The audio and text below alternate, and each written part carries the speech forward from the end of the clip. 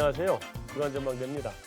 금융시장의 다양한 이슈를 뉴스보다 핫하게, 리포트보다 쿨하게 짚어보겠습니다.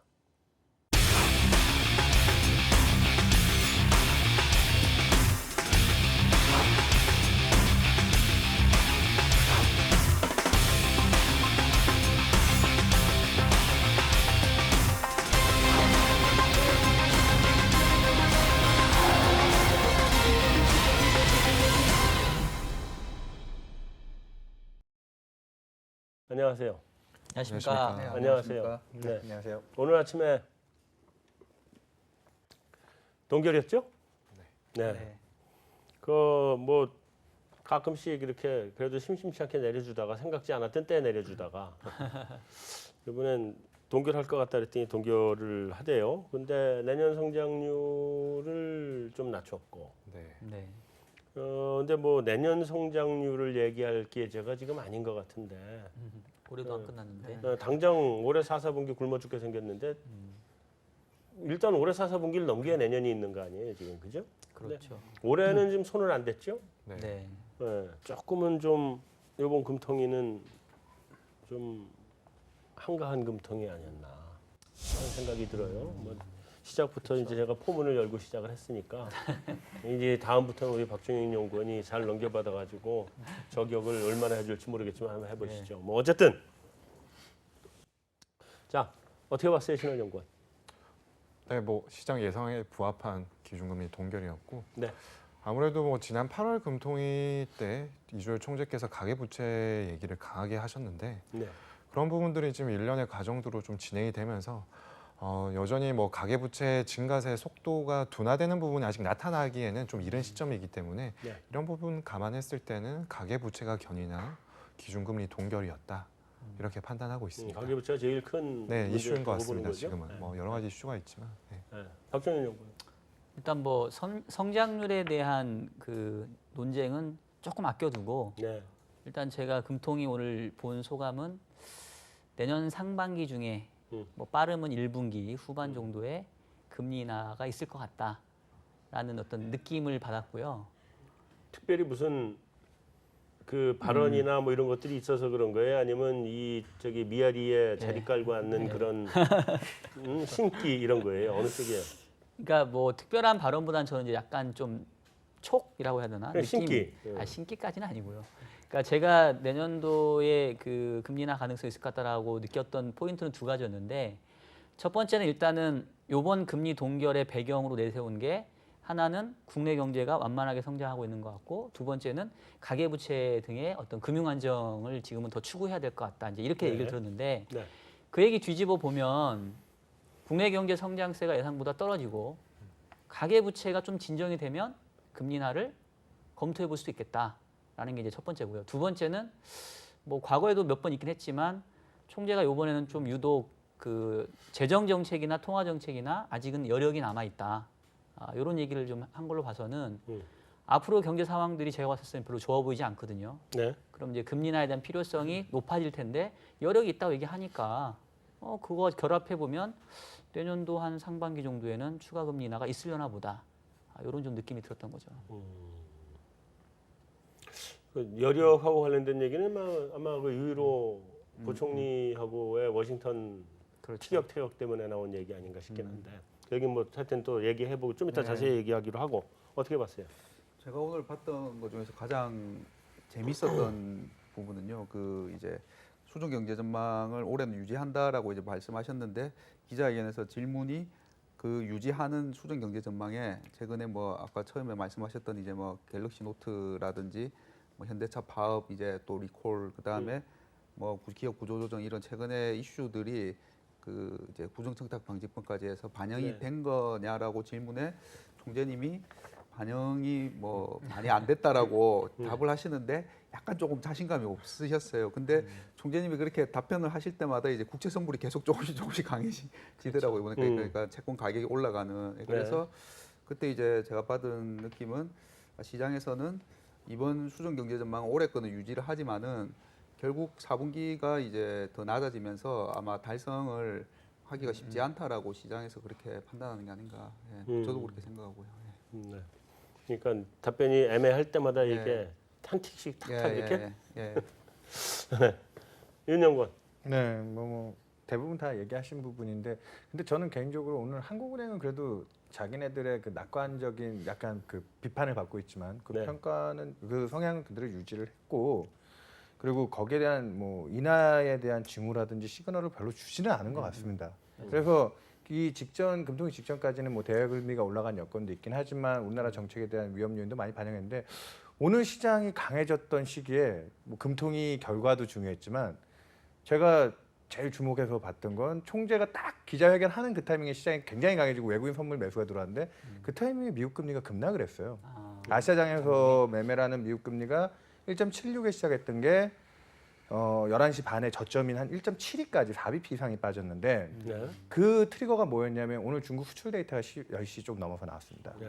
그때부터 외국인들이 본격적으로 선물 매수를 하기 시작했고, 그래서 오늘 좀 공교롭게 금통위에 대해서, 그러니까 불확실성을 제거한 정도의 채권 시장의 그 해석. 그러니까 뭐 어차피 올해는 그래 텄어. 그래도 뭐 내년까지는 뭐 정책 기대가 유효하다라는 그 부분이 들어온 것도 있겠지만, 요 근래 우리나라 금융시장의 가장 부담 요인이었던 대외금리 상승 요인이 중국 수출 때문에 한번 타격을 받은 거. 그게 오늘 시장의 또 하나의 중요한. 중국 수출이 어떻게 나왔어요? 중국 수출이 위안화 기준으로 마이너스 3.8%, 달러 많이. 기준으로는 마이너스 10%. 많이 나왔네. 그게 이제 타격이 좀 데미지가 크게 들어오면서 그거 나오자마자 엔화가 강세로 확 가버렸어요.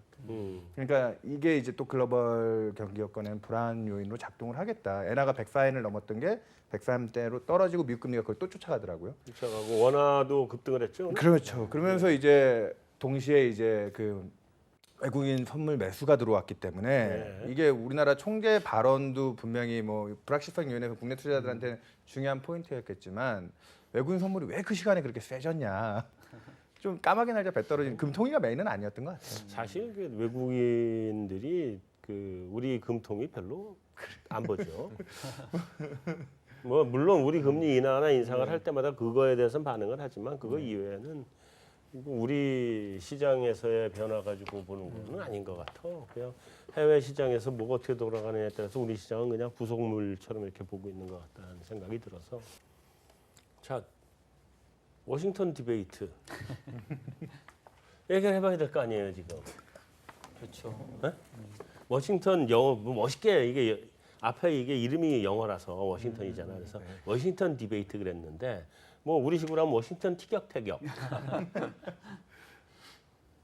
이게 이제 우리 뭐 경제부총리랑 이제 중앙은행 총재께서 좀 그렇게 하셨는데, 예. 아시다시피 이게 이제 그 IMF 연차 보고랑 이제 월드뱅크랑 그다음에 G20 주요국 중앙은행 이제 재무장관 이제 그 같이 이렇게 모인 거지 않습니까? 그렇죠. 근데 이 티격태격 하시기 전날에 그 IMF 이제 라가르도 총재가 이제 올해 들어서 IMF가 계속 하던 얘기지만은 재정이 여력이 있는 나라들은 재정을 좀 쓰세요. 경기 부양 좀 하세요라고 그렇죠. 이제 얘기를 했습니다. 근데 가장 인상 깊었던 게 나라를 찍었거든요. 예, 한국, 독일, 캐나다 이 세 나라는 재정 여력이 있으니까 지표상으로 그렇게 계속 보이니까요. 하던 얘기죠. 계속 하던 얘기죠. 근데 좀 나라를 딱 찍어서 얘기했는데 그 반응 중에 하나가 이제 독일 그 쇼이블레 재무장관이 거기서 답변을 우리도 할 만큼 하고 있다.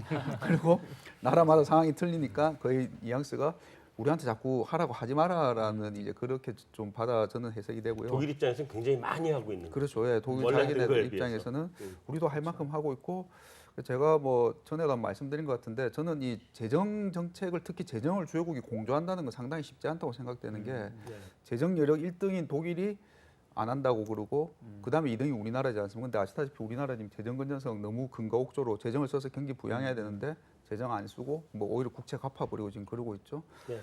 그래서 이제 그게 다음 날 이제 그 경제부총리께서는 물론 뭐 원론적인 말씀이시죠. 우리 금리 주요국에 비하면은 우리는 제로에 비하면 높으니까 룸이 좀 있다라고 하셨는데, 하는 총재는 또 그걸 받으셔서 어제 라가르도 총재가 얘기했듯이 우리 재정 건전성은 탑 클래스다. 그러니까 재정 좀 쓰세요. 그래서 예, 뭐 밖에서 보면은 이렇게 좀 재정과 통화가 티격태격하는 모습인데, 뭐 저는 그냥 원론적인 내용이고, 그러니까 우리 내부에서도 스탠스가 이게 어떻게 조화라고 해야 될까요? 쉽지 않고 특히 해외 주요국들이 이걸 또 공조하는 것도 역시 좀 저는 쉽지 않을 것으로 그렇게 보고 있습니다. 아니 원칙적으로요. 기획재정부하고 그 한국은행하고는요 티격태격 하는 게 맞는 거예요 원래. 원래 같이 이게 정책 공조가 되거나 목소리가 같으면 안 돼요 원래. 그러니까 신문 기자들이 이 생각이 없는 신문 기자들이 한은하고 기획재정부하고 정책 공조 되는 거냐 이렇게 얘기를 하는데 그 안 되면 불안하게 생각하는 거 아니에요. 정책 공조가 안 될 때가 굉장히 더 잘 가요. 사실 저는 그래도 좀 의미가 있었다고 보는 게 유일호 부총리가 이렇게 취임한 이후로는 사실은 통화 정책에 대한 발언을 되게 자제했었거든요. 그렇죠. 그러니까 그전 그 최경환 전 총리에 비하면 상당히 이제 한은을 부총리 최경환 부총리에 비하면 갑자기 승진시켰어요. 상당히 이게 어떤 한은을 좀 존중하는 듯한 그런 발언들이었는데 그렇죠. 통화 정책에 룸이 있다라는 어떻게 보면 약간의 좀 그 오해의 소지가 있는 발언들을 직접적으로 압력적 꺼냈다라는 발언들이죠. 거는 저는 분명히 이 정부 내에서 뭔가 변화가 있는 게 아닌가라는 생각이 들고요. 결국 추가적인 경기 부양 필요성이 없으면 이게 뭐 별로 의미가 없어요. 근데 이제 우리 앞서 서두 얘기했던 것처럼 전반적으로 4분기 들어가면서 국내 경기의 여건이 상당히 악화되고 있는 상황에서 정책에 대한 필요성이 상당히 높아지고 있는데 이거를 뭐 통화를 먼저 쓸 거냐, 재정을 먼저 쓸 거냐 이제 이런 상태에서 다시 부총리가 이 통화 정책을 얘기하니까 이런 것들이 이제 금리나 압박으로 상당히 커질 수 있겠다 이런 거를 조금은 확장 해석해 볼 수 있는 부분인 것 같고요. 네. 그리고 이제 부총리가 한 얘기 중에 또 한 가지 기억에 남는 게 재정은 할 만큼 했다. 사실 올해 하반기에 추경했고요. 그다음에 10조 원 재정 보강을 또 했단 말이에요. 그렇죠. 내년 예산은 이미 편성을 했고요. 그러면 사실 여기서 더 나올 수 있는 재정 카드는 없어요 이게 올해는. 내년 가서 또 추경하는 거 말고는 없어요. 올해는 없어요. 내년에 다시 추경을 한다고 하면 사실 추경을 상반기에는 거의 안 하잖아요. 네. 그럼 이제 사실 이제 내년 상반기까지는 재정 정책이 진짜 나올 게 없는 거죠. 그러니까 그런 면에서 저는 이번에 한 말이 그냥 뭐 이렇게 그냥 나온 말은 아니죠. 원론적인 말로 치부하기에는 좀 네. 의미가 있다. 그러니까 이제 고민스러운 게 올해 그렇게 해서 내년 예산을 잡은 게 3% 증가를 한 거잖아요. 예산 증가를. 그러니까 네. 정부도 재정 건전성 이런 걸 보고 해서 그렇게 하는 건데 항상 이 논란이 뭐냐면 그래서 재정이 그만큼 뒷받침이 안 되기 때문에 통화정책 그걸 땜빵을 할 거냐. 지금 실세 하한까지 와 있는 그리고 한은 총재조차 인정하는 실효성이 별로 없는 이 정책으로 얼마나 무마시킬 거냐는 거고 그래서 올해도 통화정책을 정책 공조를 생각하는 사람들은 일단 정부가 경기에 대한 어려움을 인정해서 그러니까 추경 같은 걸 했을 때 국채 방향이 늘거나 혹이나 올해는 뭐 그런 추경은 아니었으니까 적자 국채를 찍는 추경은 아니었으니까 그런 식의 상황이 나왔을 때 거기 보조적인 통화 완화 이게 차라리 효과적인 거 아니냐. 그러니까 정부가 인정을 해주느냐 안 해주느냐 이 경기 부양에 대한 스탬프를 인정하느냐 안 하느냐에 한국은행이 맞출 수 있느냐 없느냐가 저는 중요한 포인트라고 보는데 그런 측면에서는 유일호 부총리가 이번에 이제 여지는 둔 거죠. 예산은 어차피 타이트하게 가져왔고요. 내년에 지금 예산만 가지고는 올해와 같은 상황이 뭐 또 연출될 공사는 크지 않겠습니까? 그때 이제 정부가 만약에 또 추경을 집행해야 될 상황에 몰렸을 때 정부 혼자 가기에는 또 뻘쭘하겠죠. 그런 측면을 염두에 둔 여력이 아닐까. 그러니까 정부가 아무것도 안 하는데 한국은 니네가 대신해라라고 얘기하기에는 너무 한국은행의 힘이 미약하다는 거죠. 그 효과도 제한적이고. 자 내년 거는 0.1 낮췄죠. 근데 의미가 좀 있어요? 일단은 뭐 올해 거를 유지했다라는 것 자체가 좀 신뢰성 문제가 있고요. 그렇죠. 올해 거 이제 유지한 거에 대해서 우리 열심히 이상하다고 여태까지 얘기해온 거 아니에요. 뭐 그 말만 안 했을 뿐이지. 그러니까 총재가 얘기하기를 9월 달 경제 지표도 괜찮았다. 그래서 경기가 일단은 예상대로 가고 있는 것 같다. 그래서 뭐 7월하고 변화가 없어서 이제 올해치는 유지하는데 뭐 내년은 살짝 떨어뜨렸다고 얘기를 했는데 뭐 잘 아시는 것처럼 사실상 경기의 부정적인 요소는 10월부터 발생을 했거든요, 지금. 그럼 그러면 4, 4분기가 예상보다 상당히 부진할 거예요. 그럼 올해 성장률이 기존치에서 떨어져야 합당하고 올해 성장률 4분기가 떨어지면 이 기술적인 요인 때문에 내년도 연간 성장률도 영향을 받습니다. 그래서 저는 오히려 올해 거를 조금 떨어뜨리고 내년 거를 좀 많이 떨어뜨렸어야 이게 합리적인 전망인 것 같은데 그렇게 되면 이제 여러 가지 또 금리나에 대한 압박이라든가 이런 것들에 시달릴까 봐 조금 숫자를 높게 놨지 않았나 싶어서 개인적으로는 좀 안타까워요. 아마 분명히 실제 성과는 이것보다 못 나올 가능성이 커서 다시 또 어떤 그 경제 예측의 그 신뢰성 문제 이런 걸로 좀 연결되지 않을까라는 우려가 됩니다.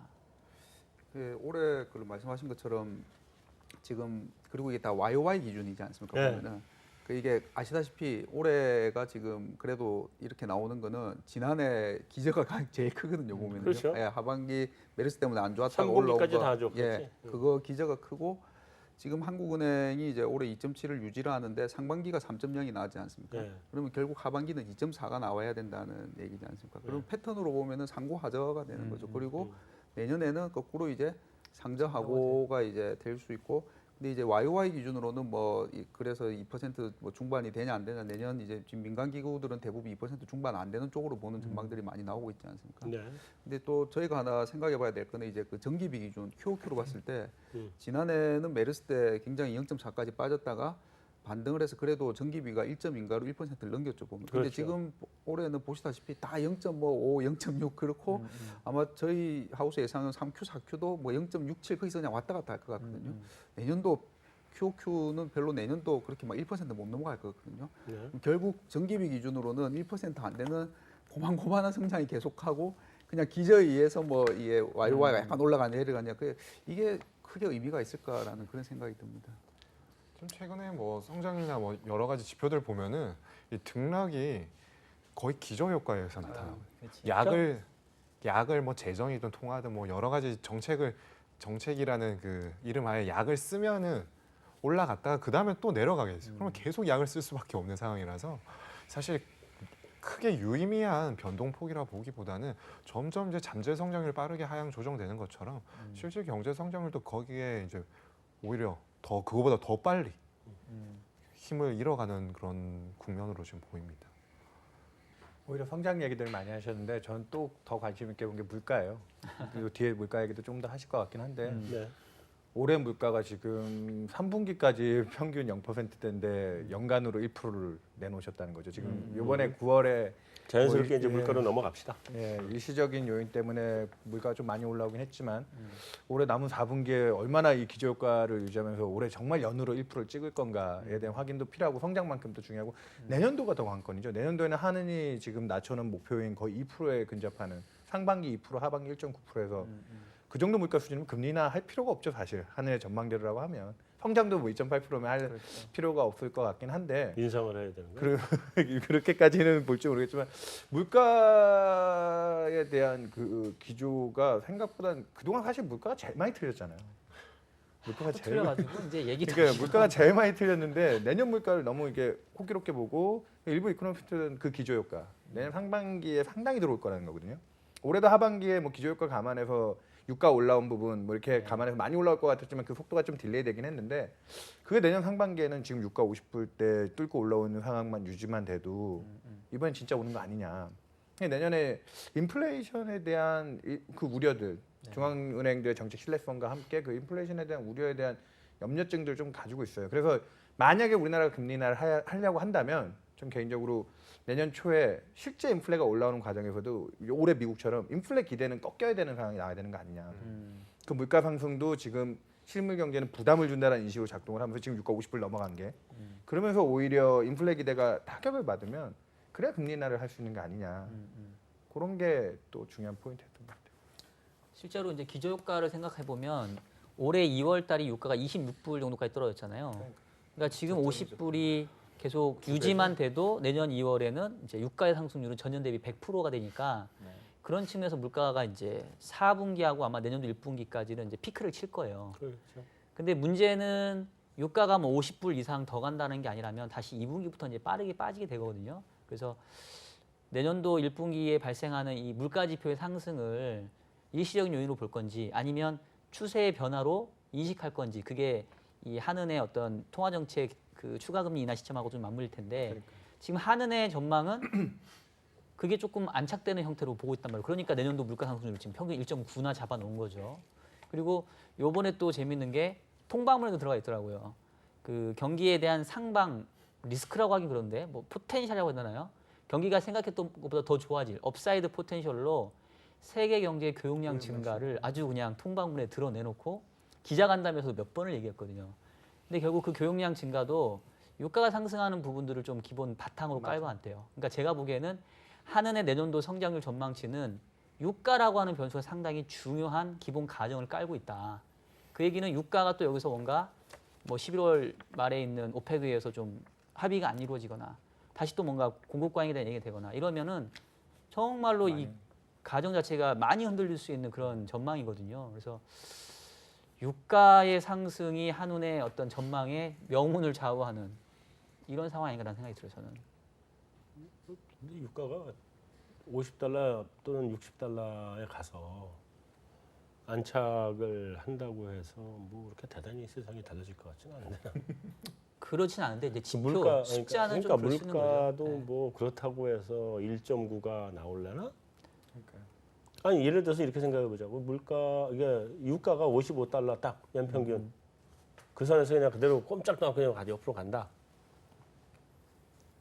그러면 12월쯤 되면은 유가 상승률은 제로가 되겠죠?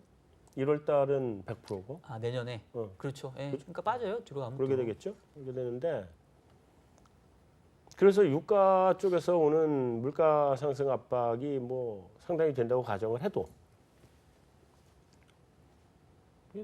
수요 견인 물가가 없는 상태잖아요. 그렇죠. 그게 제일 문제죠. 네. 수요 견인 물가가 없는 상태에서 유가만 가지고 좀 올린다고 해서 물가가 1.9를 간다? 난 1.9 못 갈 것 같은데 아무리 봐도. 그러니까 지난해 말씀하신 것처럼 그 유가가 한참 막 빠질 때 디플레이션 한국도 디플레 아니냐 금리 내려야 되는 거 아니냐로 논란이 있었을 때 그때 소비자 물가가 막 0% 초반 이렇게 가고 있었는데요. 그때 네. 한은이 디플레 아니다 금리 안 내려도 된다는 방언 논리 중에 하나가 그때 근원 물가가 2% 위에 있었거든요. 그럼요. 예, 그래서 방어했는데 지금 말씀하신 것처럼 근원 물가는 오히려 지금 계속 내려와가지고 2%뭐 예, 초반에 있기 때문에 그리고 저 뭐 여기서도 저희 몇 분 얘기 나눈 것 같은데 아까 윤 의원도 말씀하시고 성장이 만약에 올해랑 비슷한데 물가가 올라가 버리면 그게 글쎄요 소비에 도움이 될까? 저는 오히려 스태그플레이션 얘기 또 나올 수도 있을 것 같고 그렇죠. 그래가지고요. 예. 물가나 성장률이나 다 뭐 얘기를 했는데 그 이제 추가 금리나 안고예요. 우리 이제 채권 애널들의 제일 안고가 추가 금리나 있느냐 없느냐 뭐 이런 건데 자 금리나 추가 금리나 있다 없다 손들 좀 들어줘 보세요.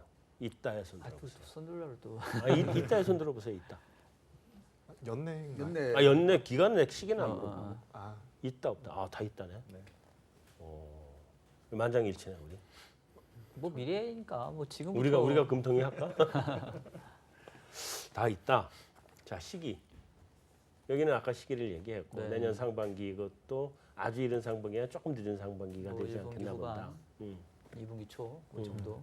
거기는 저도 뭐 계속해서 뭐 기존 견해 유지하고 있는데 네. 뭐 빠르면 3월 네. 아니면 4월 또는 5월까지는 인하가 단행되지 않을까. 우선 뭐 계속해서 인하 시점에 대한 고민은 그때그때 상황에 좀 맞춰서 유동적일 수밖에 없는데 뭐 추세는 기준금리 인하 사이클에서 뭐 벗어나기 어렵다. 한 번은 더 해서 1.0% 하향 조정되고 다음에 이제 비용 대비 편익 관점에서 지금 현재 시점보다는 내년이 좀 더 적절하다는 판단이죠.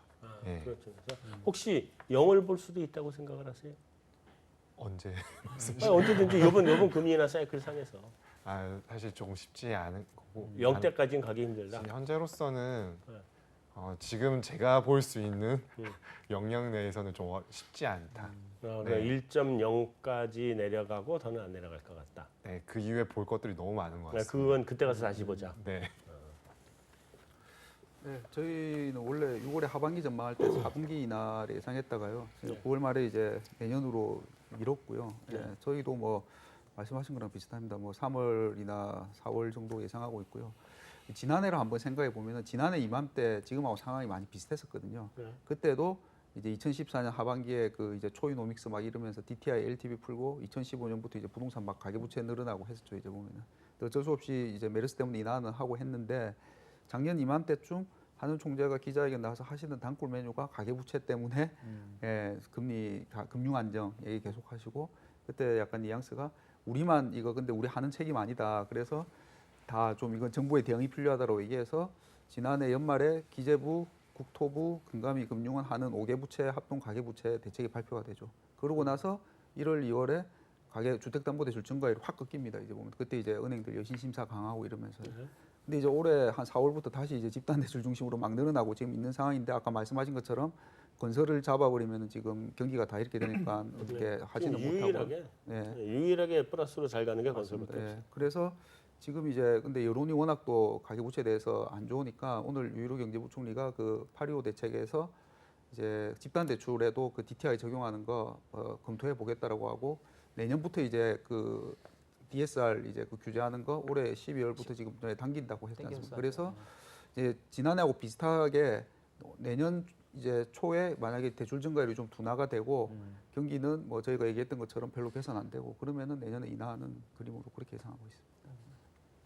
저희도 뭐 비슷하고요. 근데 아까 얘기했던 것 중에 포인트가 뭐 하는 수정 경제 전망이 또 하향 조정 될 거고 물가가 미수가 날 수 있지만 그래도 내년 1분기에 하느니 방원 원리가 생기면 부채 증가 속도가 피크아웃하더라도 인플레가 올라오면 또 하느는 거기에 또 기댈 수가 있을 것 같거든요. 그리고 올해도 아까 얘기했다시피 그런 일련의 과정이 있어서도 1분기는 버텼어요, 한국은행이. 많은 전망이 올해 상반기 저도 뭐 올해 전망할 때 한 3월이나 4월 정도 인하가 가능하지 않을까 했는데 결국은 6월까지 밀렸거든요. 그 포인트 중에 하나는 정부조차도 이제 또 경기가 안 좋다는 걸 인정한 상황이 됐을 때 한국은행이 또 움직여줬고요, 6월달에. 그래서 내년에 빠르게 보면 숫자가 안 나오고 성장률이 빨리 무너지면 3, 4월이 유력해 보이는데 그리고 시장은 그런 기대를 프라이시장 채권 시장은 좀 빨리 갈 수도 있겠는데 시점은 정작 조금 더 신중론으로 지금 더 이제 실세 금리 하한에 왔다고 하니까 한국은행 입장에서는 또 내년 2분기 끝 아니면 뭐 3분기 초 이렇게 또 딜레이 될 수도 있을 것 같아요. 그리고 한국은행 금리 인하할 때는 또 그 빡빡한 예산을 갖고 있는 정부가 또 뭘 해야 되지 않을까 그런 상황에 몰리지 않을까. 그리고 사실 내년에 중요한 게 금통위가 이제 8분으로 횟수가 줄어요, 내년에. 네. 그래서 매달 하는 게 아니라 1, 4, 7, 10월은 이제 수정 경제 전망 때문에 박혀 있고 네. 그 중간에 한 번씩 들어가니까 내년에 1월 하고 뭐 2월 언제쯤이나 뭐 3월 초 하고 이제 4월 하고 이런 식이라서 그것도 그래서 조금 뭐 1분기 후반 내지는 2분기 초 그러니까 두 번째나 세 번째 뭐 이 정도가 좀 빠르면 그 시기인 것 같고 유니언은 그보다 조금 더 늦어질 수 있다고 보는데 이 지난 2003년에 우리하고 미국하고 기준금리 역전됐었죠? 예. 중반 2005년에서 2006년 2005년, 6년인가? 예. 나 3년 하여튼 그 금리 인상 예. 구간 들어갔을 때. 예, 네. 미국 올리고 우리 내리고 했습니다. 그죠? 예. 역전된 적이 있었죠. 그러니까 2005년. 우리 금리하고 미국 기준금리가 역전되는 게 이상한 것만은 아닌 것 같고 아니고요. 다음에 뭐, 미국이 올리면 우리 금리 인상에 후행을 하는 것 같은데. 좀 지금 뭐 작년에도 아까 제가 말씀드린 지난해하고 생각해 보시면은 비슷한 네. 부분이 많은 게 지난해에도 가계부채 때문에 못 내리고 지난해 이맘때쯤 이랬죠. 이제 미국이 12월에 올리면 큰일 난다 이제 막 했었는데 뭐 아무 일도 없었지 않습니까? 보면. 그리고 전 세계 우리 말고 미국보다 낮은 나라들도 있는데 그 나라들이 다 뭐 자본 유출이 일어나는 것도 아니고요. 그러니까. 예. 그래서 그런 관점에서 보면 이제 그 미국 측 요인 때문에 우리가 금리 인하를 하기가 힘들다라고 하는 거는 이제는 좀 없어진 상황 아니냐. 그리고 그래서 이번에 충분히 인하를 할 수 있는. 예, 그 얘기를 경제부총리가 또 워싱턴에서 이 비슷한 뉘앙스도 네. 미국 금리 인상에 대한 부담은 조금 그렇게까지 막 우리가 그렇죠. 심각하게 좀 아니지 않냐라는. 빨리 예. 가. 난 내년에 한 번 더 하기 힘들 것 같아 미국. 그러니까 근데 지금 중요한 포인트는 미국이 들고 있는 건 지금 채찍이잖아요. 글로벌 금융 시장에서 긴축이라는 채찍을 들고 있지만 그리고 그 반대편에 있는 완화를 하고 있는 유럽이나 일본 같은 경우는 당근을 들고 있다라고 생각하는데 올해 좀 역할이 바뀐 게 채찍을 든 연준의 매는 사실상 채찍이 너무 부드러워서 이 때려봐야 별로 아프지 않다라는 느낌으로 이제 좀 전향된 느낌이고 그리고 당근을 준다고 했던 일본이나 유럽은 당근이 이제 떨어진 거 아니야? 단맛이 없어. 그 당근이 너무 맛이 없고 이게 떨어진 거 아니야? 뭐 이런 시장의 반응이라. 근데 지금 중요한 거는 연준의 채찍이 그렇게 바뀌지는 않을 것 같아요. 근데 지금 당근이 떨어진 유럽과 일본이 더 급할 것 같거든요. 그들의 이제 테이퍼링이라는 이제 더 이상 살채권이 없어서 양적 완화를 못 한다라는 지금 그 의구심 속에 사실 유럽과 일본의 금리들이 오르고 있는데 글로벌 통화 정책의 키는 그래서 미국이 지고 있는 게 아니라 오히려 유럽과 일본이 더 중요하다. 최근에 금리가 올라가는 국면에서도 사실 유럽 금리 반등이 되게 주도를 했거든요. 네. 그래서 내년도의 글로벌 통화 정책의 방향에서는 과연 그들이 지금 2014년에 미국의 테이퍼링은 미국 경제가 좋다라는 자신감하에 진행됐던 테이퍼링이고 지금 일본과 유럽은 경제가 그렇게 썩 좋아지지 않았는데 통화 정책 한계상 지금 테이퍼링이 거론되고 있는데 그 상태에서 그들이 이제 중앙은행들이 이제 우리 이제 몰라 이제 우리 더 할 게 없어라고 포기를 할 거냐 아니면 일본 같은 경우에는 많은 학자들이 다시 얘기하고 있지만 최근에 전문가들도 얘기하고 있지만 버냉키가 주장했던 헬리콥터 원위 정도 단계까지. 왜냐하면 버냉키가 3단계를 얘기했거든요. 올해 초에 마이너스 금리를 할 수 있고 그 다음에 아무도 관심을 안 가졌던 장기 금리 타겟, 그러니까 장기 금리 목표제에 대한 걸 두 번째 수단으로 제시하고 마지막으로 헬리콥터 원위인데 일본 BOJ가 딱 그 단계대로 지금 움직여주고 있더라고요. 그렇죠. 이번에 일드 커브 컨트롤이라는 게 사실 장기 금리 타겟이었으니까. 그러면 과연 지금 그 장기 금리 타겟까지 해서도 100엔 초반대 묶여 있는 엔화로 일본 수출이라든지 성장 물가가 내년에 얼마나 올라갈 수 있냐는 거죠. 그들이 그 정책까지 가기 전까지는 상당히 경제 어려운 부침이 한 번 있을 것 같고요. 그럼 미국도 통화 정책 정상화 못할 거고 우리나라에도 기회는 있지 않겠냐. 그리고 이제 그들이 그 정책을 한 다음 판에 이제 뭔가 이제 또 다시 금융시장의 방향들이 좀 갈리지 않을까. 난 단기 사이클 상으로는 피크를 지나고 있는 것 같다는 생각이 들어. 세계 경기가 내년에 올해 더 안 좋을 것 같아요. 난 올해보다 내년이 좋아진다고 생각을 못 하겠어. 그러니까 미국 경제의 정점 얘기가 나온 지가 꽤 오래됐죠. 네, 지금 그 얘기도 좀 하려고 네. 그러는데 리세션 얘기 나온다고 네. 지금. 그리고 이제 근본적으로 미국 경제가 2009년 5월이 경기 최근의 바닥이었거든요. 네. 그래서 이미 뭐 86개월, 7개월째 확장한 마당이니까 여기서 좋아져봤자 얼마나 더 좋아지겠냐라는 이제 하나 있고 저도 이제 유럽이 사실 리스크인 것 같은데 유럽이 되게 좋아지고 있었단 말이에요. 근데 브렉시트라고 하는 어떻게 보면은 이제 이벤트가 생겼는데 저는 이제 아까 유니언 얘기하는 거에 조금만 반대되는 생각이 양적 완화 테이퍼링이 나오는 게 지금 생각에서는 안 해도 되는 거 아니야? 라는 것도 좀 있는 것 같아요. 왜냐하면 지표가 잘 나왔으니까. 그렇죠. 그리고 브렉시트가 6월 23일 날 가결됐음에도 불구하고 하반기에 사실 아무런 일이 벌어지지 않았어요. 네. 왜? 내년에 미뤄버렸으니까.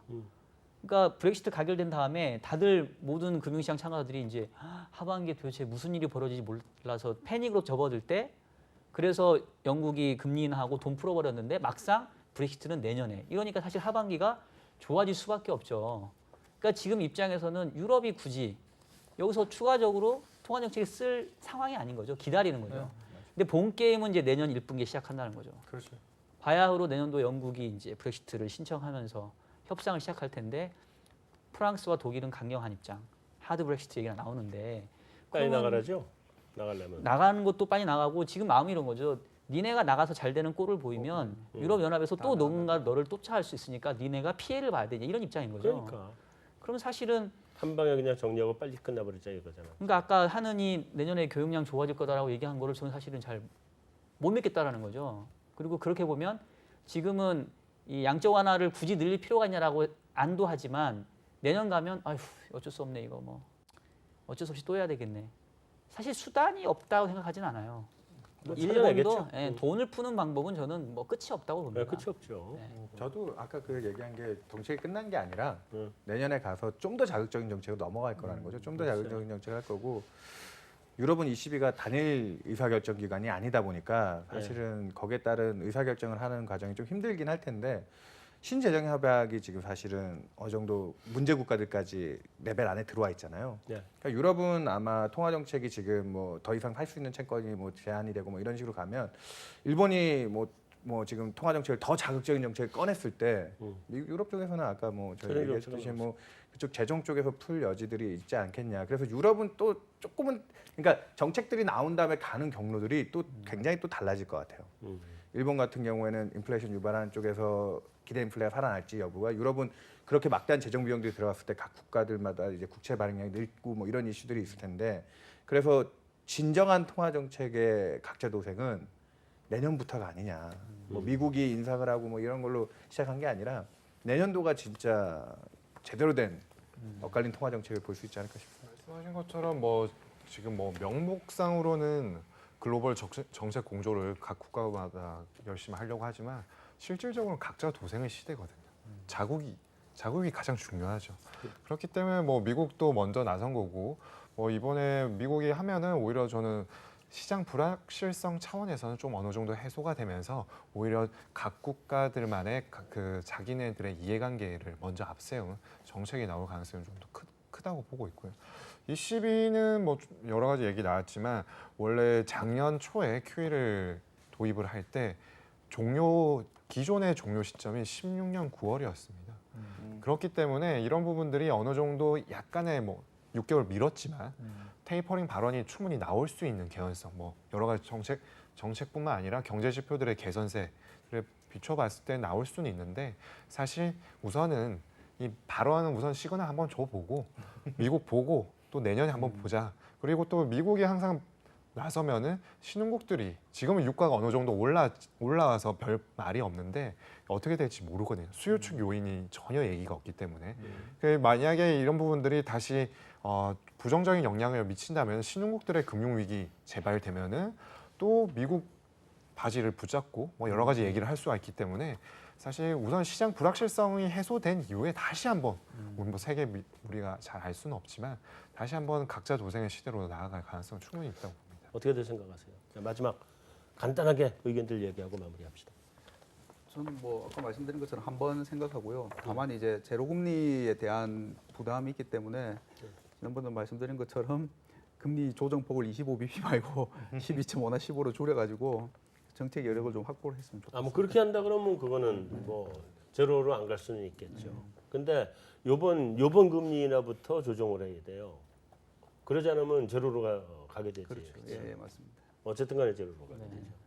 저 같은 경우는 아까 얘기드렸다시피 일단 저희도 한번 보고 있는 게 내년도에 또 참지 못하는 뭐 일본이나 유럽 경기. 유럽은 최근에 이제 정책 펀더멘탈은 좋지만 은행주 주가 빠지고 도이치뱅크 이슈만 봐도 그런 쪽에 대한 신뢰성이 굉장히 낮거든요. 그렇죠. 예, 그리고 인플레 기대도 여전히 낮게 통제되고 있고 그런 부분에 따라서 내년에 유럽이나 일본의 자극적인 정책이 나와서 어느 정도 글로벌 경제 서포팅이 되면 우리나라가 추가 인하를 안 할 수도 있겠다. 아 그렇죠. 예, 그러면 그렇죠. 그 부분에 대해서 이제 희망을 걸고 한 번이라고 보는 건데 그쪽에서 이제 또 통화 정책이 너무 그 각자 도색이 다변화되면서 문제가 생겨버리면 쪽나버리면 뭐 두 번도 가능하겠죠. 난 두 번 가능할 거라고 네. 보는 게 또 브렉시트는 사실 나 그렇게 크게 걱정은 안 해요. 그건 시간이 걸리니까 어차피. 근데 지금 미국이 뭐 아래 공포라며. 네. 리세션 간다며. 거기서부터 가기 시작하면 그나마 미국 경기가 세계 경기 끌고 왔던 거 아니에요. 네. 힘들지만 그동안 잘 살아왔던 게 미국이 끌고 온 거거든. 근데 거기가부터 주저앉으면 유럽, 일본 다 주저앉고 그러면 신흥국 다 주저앉고 난 그렇게 돼서 어쩌면 두 번도 가능하다 이렇게 생각을 해요. 하여튼 여기는. 저는 뭐 제가 내년에 한 번이나 예상하고 있는데 그 전제 조건은 우리나라는 뭐 약이 없으면 밋밋하게 점점 성장률이 떨어지고요. 미국이 완만한 통화 정책 정상화를 할 수 있는 수준이 되면서 대외 다른 주요국이나 기타 신흥국들이 큰 문제가 없을 때 또 그런 조건. 또 내년 말에 또 큰 이벤트가 하나 있지 않습니까? 그런 부분들이 교집합이 생기는 시점을 찾으려고 하지 않을까. 네, 그렇게 보고 있습니다. 저는 아까 얘기했던 것처럼 내년 두 번째 내지는 세 번째 회의의 금리 인하를 일단은 보고요. 여전히? 결론은. 예. 이유는 안타깝게도 하느니 선제적인 정책을 펼 적이 별로 없어요. 그래서 4분기 지표가 상당히 악화됨에도 불구하고 그때 하기에는 좀 부담일 거고 뭐 12월 달 미국 금리 인상도 있고 가계 부채가 일정 부분 또 진정되는 게 눈에 보여야 되기 때문에 그래서 올해는 조금 시기가 잘 안 나온다. 이제 11월하고 12월 두 번 남았는데 그래서 조금 올해보다 내년인데 내년 하반기까지 늦어진다고 보지도 않는 이유가 대선이 있단 말이에요. 내년 12월에. 그럼 이제 저게 효과를 보려면 너무 하반기로 가게 되면 사실 또 늦어요.